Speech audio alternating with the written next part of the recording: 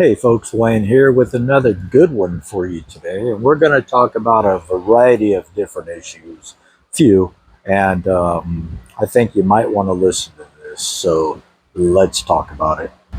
So, first story is how Donald Trump, he doesn't want to tax uh, waitresses, food servers, people like that work in these restaurants.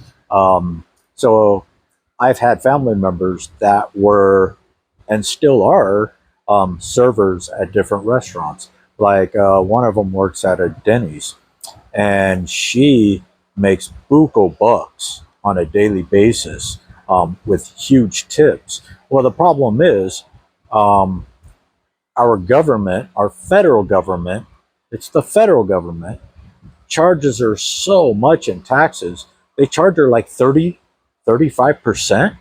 of everything she makes every single day. So, or I think it's a 70-30. So she gets 70%, the government gets 30% of every single dime she makes out of her tips. Now, Donald Trump, he wants to stop this. So if he gets in to the White House, he's going to put a stop to this and it'll be over with forever, hopefully.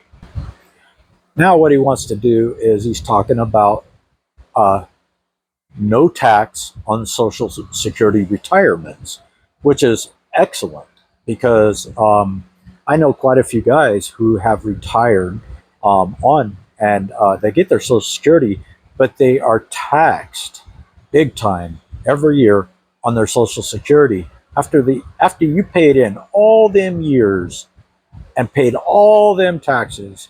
Our federal government wants to continue taxing the elderly and our veterans on their Social Security. So Donald Trump wants to put a stop to that. And I think that's great. Okay, another thing is, your COLA raise that everybody gets around the country every single year. Well, in 2025, by what I read, is that your COLA raise is going to be the smallest it has been since 2011, I want to say.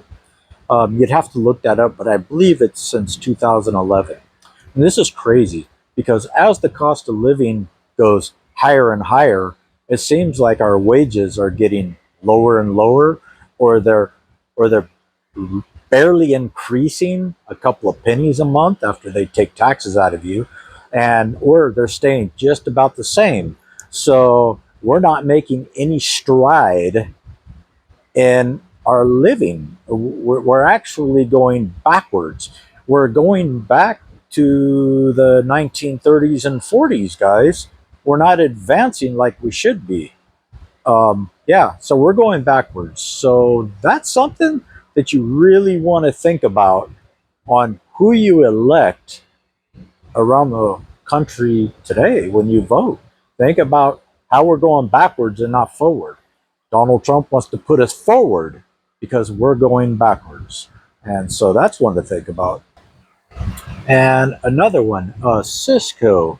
They're like a huge food delivery chain. They deliver to stores and restaurants across everywhere. And they're going to have a major, massive layoff of around 6,000 people. That's a lot. That's a huge number, folks. And when this happens, and it's going to happen soon, they're talking about it, so it can happen at any time.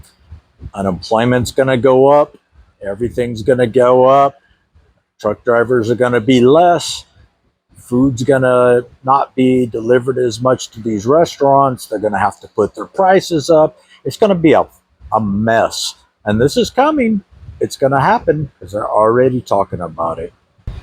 And this is my final one. So, a good friend of mine moved to Florida about 3 years ago. He sold his property here in California. He moved to Florida. And although the cost of living is extremely high in Florida, the cost of living in a home is actually really low. So he bought his property. He put a new roof on. He did some new construction on his home.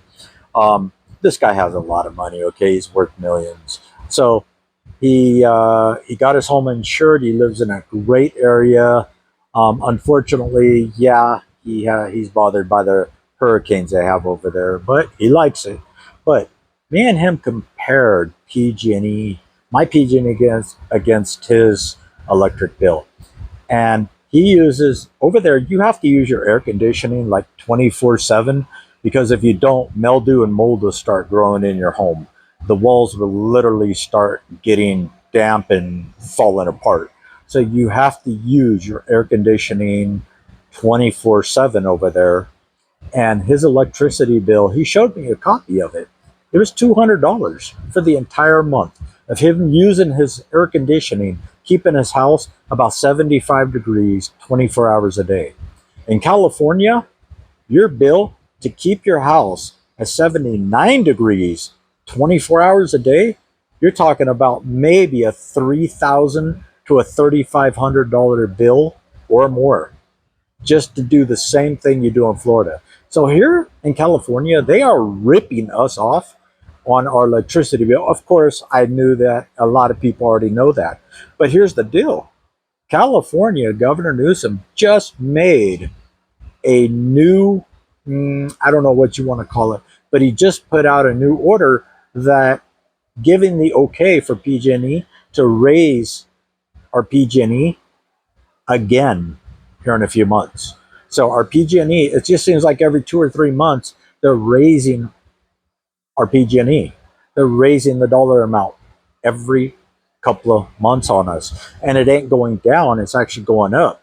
And I know a family that lives here in the same city that I live in that had their electricity shut off because their bill was almost $2,000 and they couldn't afford to pay it. Luckily, they got it shut off for about a week, but the community came together and they were able to get them to an organization that paid their bill and was able to get their electricity turned back on. But this is what's happening across California is people are getting devastated by their PG&E bills. Some PG&E bills cost more than your rent. So I know a guy that pays $1,800 a rent and his PG&E is running him about $2,500. So he's paying less for rent than he's paying on his PG&E bill. This is crazy. It needs to stop. But you guys keep wanting Governor Gavin Newsom in there, so as long as you keep him and his little cronies in there, it's going to happen. It ain't going to stop anyway. I'm Wayne, and I'll talk to you on the next one.